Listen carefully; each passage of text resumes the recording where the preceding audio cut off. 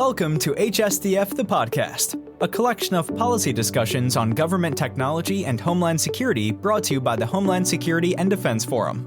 In this first of a two-part series, an expert panel with representatives from CISA, NSA, and Congress engage in a lively discussion around cyber data management strategies when dealing with an overwhelming amount of threat information, the importance of data tagging, remaining gaps in data sharing, and how the saying, "to beat one of us, you have to beat all of us," is more relevant than ever for government agencies supporting the nation's cybersecurity efforts.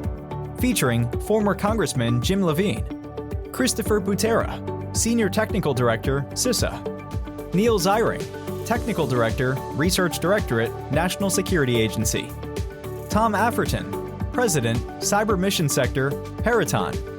This discussion took place at the HSDF Cybersecurity Symposium on July 10th, 2024.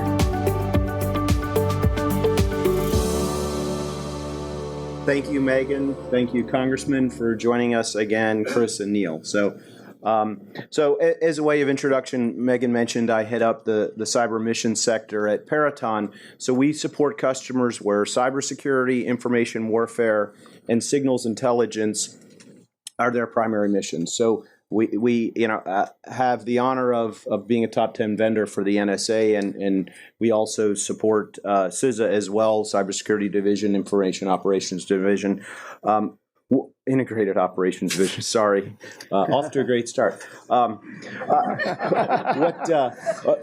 of the things that we've seen, though, in supporting both customers is that we see the challenge with this increase of data coming from increased monitoring and increased visibility into critical infrastructure.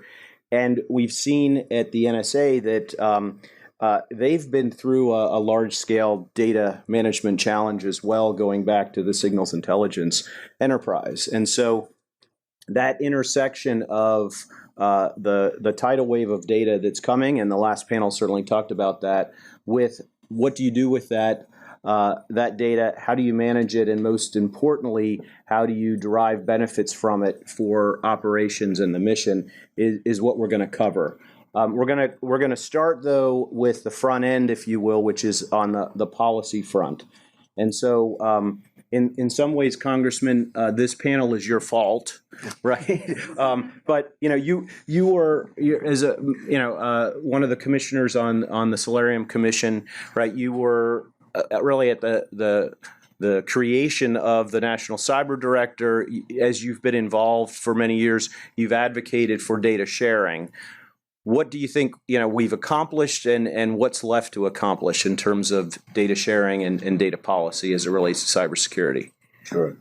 Thanks for the question. I've long believed, going back. Actually, first of all, I want to say what thrilled I am to be on this panel too. Great group, and I appreciate the work that you all are doing in your own right.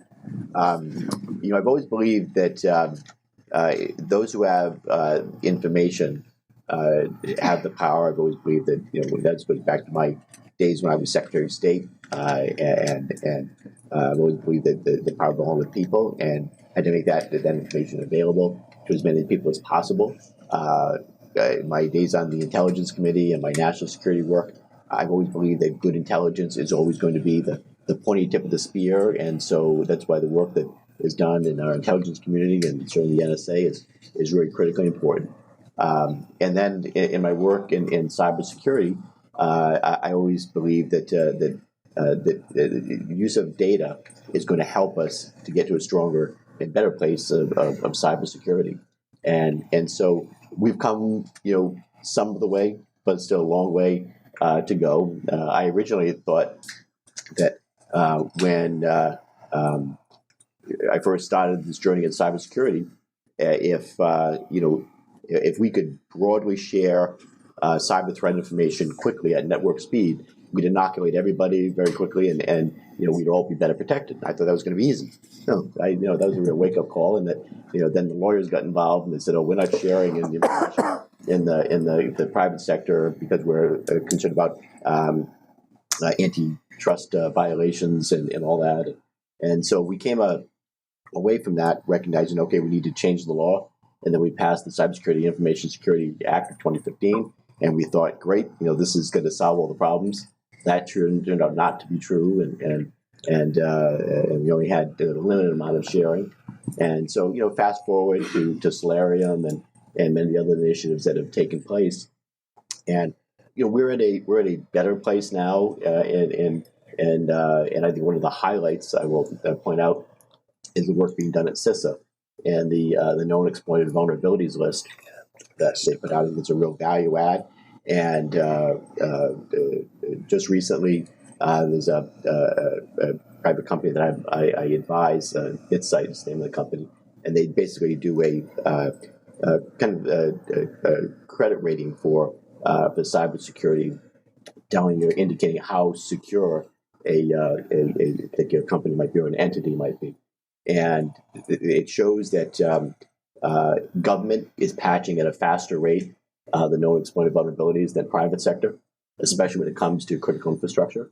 And I think a lot of that deals with the fact that Congress gave the CISA has binding operational directive authority, and so they can require that they move more quickly to close vulnerabilities. The government has to close vulnerabilities more quickly, and it leaves the question open. Should private sector have that kind of requirement, at least some kind of a time frame? So there are good things happening out there, but it's always more work yet to be done. Great. Bonus question. We talked about this earlier in the green room as it relates to policy. So the recent Supreme Court ruling rolling back, in effect, the Chevron defense as it relates to regulation. And can you give us some insights on what do you think will change? I know it's early days, but we welcome your insights on what the impact of that ruling will be. Yeah. So my limited, knowledge and experience with the Chevron decision so far, just on a cursory level, I look at it and I say, this court is the court that just keeps on giving, and it's, I think it was ill-conceived. I disagree with it. We're going to go from, deferring to the subject matter experts at regulatory agencies and departments, and now the courts, or they say they want to leave that to the Congress to work out, because that's going to work out really well, really quickly, right? I think it's going to be problematic, and I think it's going to be a step back toward moving quickly to address problems or close off vulnerabilities when you have a department or agency that that it has a comment period, that they listen to the comment from the public and experts, and then promulgate a rule or regulation that it gets us to hopefully a decent outcome. And now that outcome is kind of in doubt. I think it's weekend based on now it's kind of referring to the Congress to get more into the details. And what I will say is again, a former member of Congress, we all have to know a little bit about a lot, and then each of us might do a deeper dive in a particular subject and become subject matter experts. It's going to be near impossible to get to the kind of granularity and detail that the departments and agencies would through the regulatory process, and I think it's going to be a problem in terms of it's a step back from getting us to where we need to be on cybersecurity or better regulation in general. Thank you. Chris, we're going to move to a different front lines. You were in the front lines in the response to the storm from SolarWinds.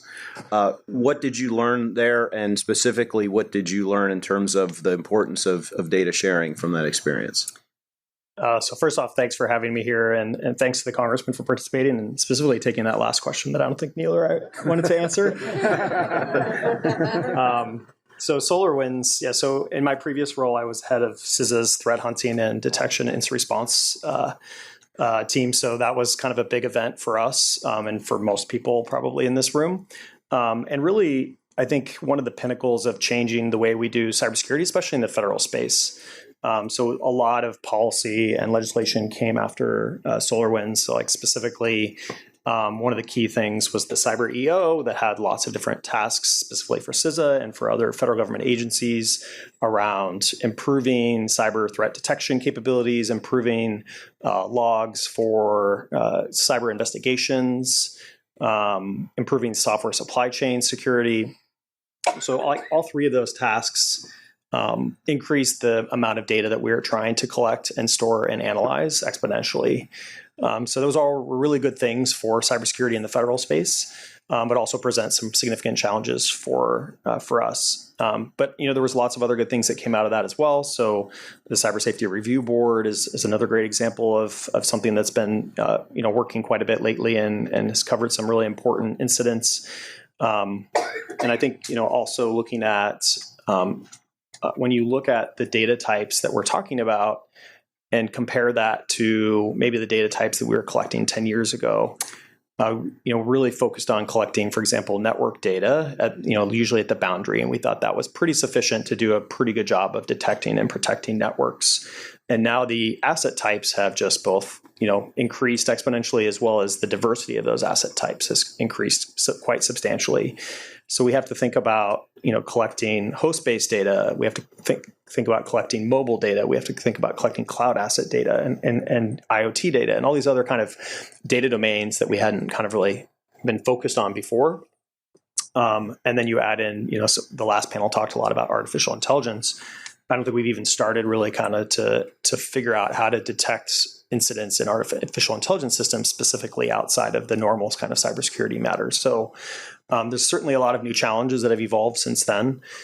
And also thankful for the NDA authority in 21 that gave CISA persistent hunt access inside the federal networks that allowed us to kind of access all this additional data sources to help improve cybersecurity protection for the federal government. Great. So, and we'll get to Neal in a minute, but it was clear from the preparations and the introductions, you have similar roles between you and Neal. Your agencies have different responsibilities, but there are some overlaps. We've seen publicly an increased collaboration with the NSA and CISA. Can you give us some additional insights into that collaboration? Yeah, sure. So I'll spill the beans. But yeah, so like Neal and I talk quite regularly. It's really good to have a touch point that has a similar role in another organization. And there's not a lot of those touch points for me and for some of the people in our staff. So it's really good to have someone else to kind of bounce ideas off of, talk about some of the emerging priorities. Neal and I talk about a pretty wide variety of things. We were just talking about BGP in the green room. But, really we talk a lot about, emerging vulnerabilities, how this might be a new and interesting one, how we might kind of defend against that. We talk a lot about cyber research and development, ways we can collaborate between our organizations in that area. We talk a lot about different services and successes and pitfalls we've seen from some of those services. So we've, for example, have a similar protective DNS service that NSA runs for the DIB, and we also run a similar service for the federal government and the critical infrastructure. So we collaborate in quite a few of these different areas. And then data is, of course, a big thing, and how we actually are using data to support our cyber defense mission is something that we talk about quite often, and how do we build advanced analytics and things along those lines. But happy for Neal to. Yeah, let me add just a bit. I really enjoyed speaking with Chris because he brought a very different viewpoint to some of these problems than we get on the national security side. I think that our workforces have done a much better job at collaborating over the last few years. You may note in the last few years we've had a lot of co-sealed advisories and things like that. That's been, I think, really great. And both of us are continuing to collaborate with our international partners, which we believe is also very important. On the data sharing side, I think we're doing better at individual sharing, like between analysts working a certain problem. But like the Congressman said, still a long way to go. A lot of work to do on sharing data as, I might say, a matter of course, right? And part of that is we live somewhat in different worlds, right? A lot of what NSA does is in the classified world, and nearly all of what CISA does in the unclassified world. But we are working to make progress in those areas, not only on sharing data, but also sharing analytic tradecraft and analytics, which are also very important.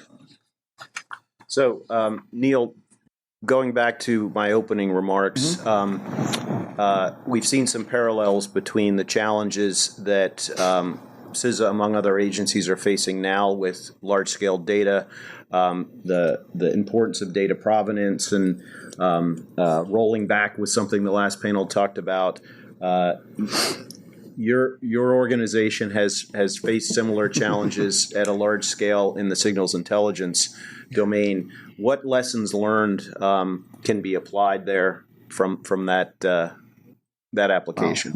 Lots. How long do we have again? I should also note that I was announced as technical director of research, but that's a very new position for me, just a few weeks. For several years before that, I was technical director of Cybersecurity, Directorate, and that's where I interacted with Chris sort of as a direct counterpart. NSA has had to deal with sort of large data challenges and data security and data compliance for a very long time. I spent several years, like 06 to 09, directly wrestling with those problems. And we believe we have a lot of good lessons there, right? So I tried to distill it down to sort of three key lessons. The first one is that if you're going to have mission data, whether it's cyber mission data or intelligence mission data, you have to manage it intentionally and purposely, right? You can't just say, oh, here comes some data, we're just going to ad hoc it. No, not good enough, especially as the scale goes up. And that is what helps you keep that data protected, keep it within the compliance bounds of your particular mission. And in the intelligence mission, right, we have very strict compliance regime and cyber as well. And getting that maximum mission value out of that data. So NSA does this. And a big part of that is data tagging, right? When you come into possession of a piece of data, whether it's you collected it yourself, you generated it yourself, you got it from a partner, you got to tag it at the earliest practical stage. You want to have a general purpose infrastructure to handle all that, the movement of data, the tagging of it, the protecting it. Don't make every single application system do that for themselves. As one, they can't afford it. And two, they're trying to build an application, right? They're focused on that. And thirdly, understand and track your analytic data flows, right? You're collecting this data not for just the fun of collecting data, but because you want to analyze it and get mission value out of it. And that can include like big production analytics, that can include small ad hoc ones that you create for a particular mission problem. And even little do-it-yourself things that analysts are going to do in Jupyter notebooks. You got to be able to track all that, and that lets you understand the contribution of these analytics to your mission, so that you can then focus your attention where you're getting value or where you have a gap, and if you have a new problem, you know where to plug in, so that you're able to sort of be most responsive to the new mission need that you've encountered. And lastly, that form of tracking and understanding your analytic data flows allows you to be most effective at sharing, declassifying if you need to, right? Often a big deal for us. And being able to collaborate with others where you might want to share data. If you know where the data's been and how you created it, that's a huge step towards being able to share it. Thank you for tuning in to HSDF The Podcast. You can follow this podcast on any major podcast platform. Visit hsdf.org to learn more about the Homeland Security and Defense Forum.